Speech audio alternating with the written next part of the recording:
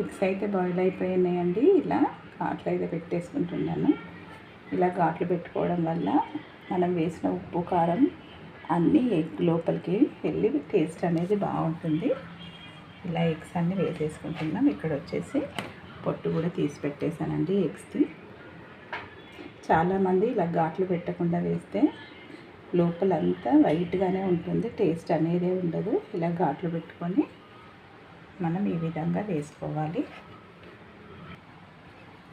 Egg curry అనేది ఈ విధంగా వండుకుంటే చాలా చాలా బాగుంటుందండి టేస్ట్. ఇక్కడ వచ్చేసి ఇంకొక ఎగ్ కూడా పొట్టు తీసేసుకొని వేసుకుందాం. ఎగ్ పొట్టు తీసేటప్పుడు చాలా మట్టుకు బ్రేక్ అయిపోతుంటాయి కదండి, ఊరికి మొత్తం చినిగిపోతే.